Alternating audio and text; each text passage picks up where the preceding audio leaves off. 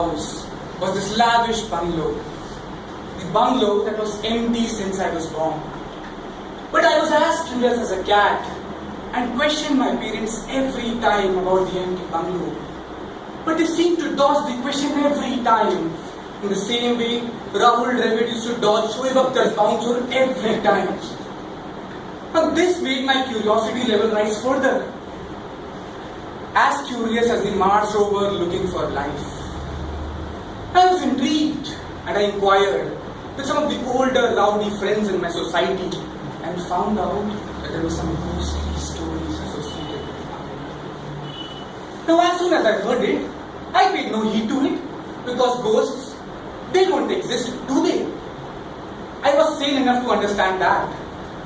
I realized that the vessel of my curiosity was now full and I went on with my monotonous life.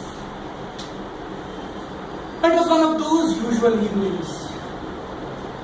Playing cricket in India on streets is as common as finding an IT engineer on the streets of Bangalore.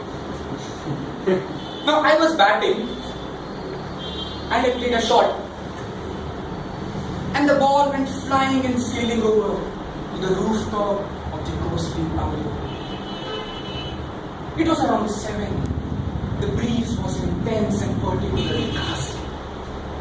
My friend Nikhil was terrified and petrified with the thought of going to the terrace and bringing the ball alone. We all had a fair laugh and decided that all 5 of us would go together and get the ball. So we took our bats and went in. The main gate opened with a screeching noise. And suddenly there was a hand on my shoulder. I turned back with shock and fear. And it was the old watchman of my society. He looked at me with his eyes wide open and whispered, "Don't do it. Don't do it. There's a fine line that separates the dead from the living. Don't wake them. Don't make them walk." Now we were confused and with a startled look, we looked at each other. But we realized that this watchman was famous for his gibberish rather than his stories. So we completely ignored him and went forward to our journey of reaching the bungalow. Suddenly, there was a noise, thud, and we were taken aback. The main door opened and we walked in. Suddenly, we felt cold and shadowy. The fear that my friend Nikhil had was now in our hearts too. But too foolish to admit it and accept it, we went inside the bungalow. Now it was almost sunset, but there was no light. With the faint moonlight coming from the window, we could make out the beauty of the house. The ceilings, the decorations were ornate and lavish. With both admiration and fear in our eyes, we gazed across the room. The furniture was immaculate, covered with white sheets and dust all over. We further went in and suddenly, again, we heard a loud thud. The door we came in from was suddenly shut. And we started screaming. Few seconds later, we held our hands together and stopped screaming. Except for one scream. A scream with a lower monotone. A scream begging for mercy. But the fear had subsided into us. Subsided so deep that the shivering was hard to control. But we realized that wasting time was futile. So we again continued our journey.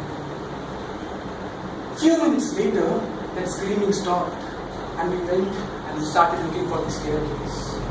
At one corner of the bungalow, we found the staircase. It was extremely dark and frightening.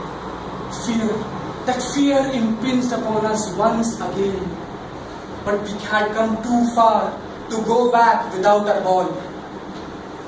We went on. And suddenly, my friend Nikhil realized that he stepped on grass. But it was very unusual to find grass on a staircase inside a bungalow.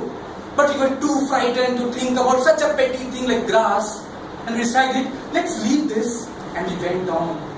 But this time, I felt it. That suspicious grass was stuck to my shoe. More than scared, I was annoyed. I bent down to scrape off that suspicious grass from my shoe. Moments later, I got up. I and my friend saw my hand. And it was not the grass. It was something else, something that made tears roll down of our eyes.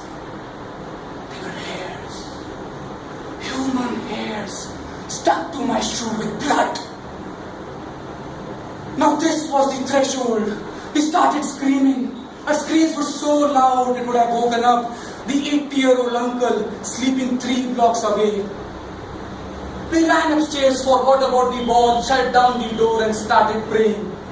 With every line of prayer that we enchanted, we could hear this noise of the screeching nails on the other side of the metal door.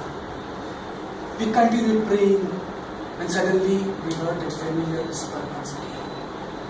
It was the old watchman staring down at us with his eyes wide open that told us not to wake up the dead. We said sorry. We started begging for mercy, and with shivers flowing down our spines, we fainted. Moments later, we woke up next to that main screeching gate with the bats still in our hand and the old watchman still staring at us. He bent down, looked at us, and said for the one last time, "Be careful. My daughter needs me. Go back to your rooms." Dumbstruck, bewildered, we saw him go back to that bungalow once again, to the same door from where the screams were coming and the strange voice uttering, "You are next, Toastmaster." Thank you.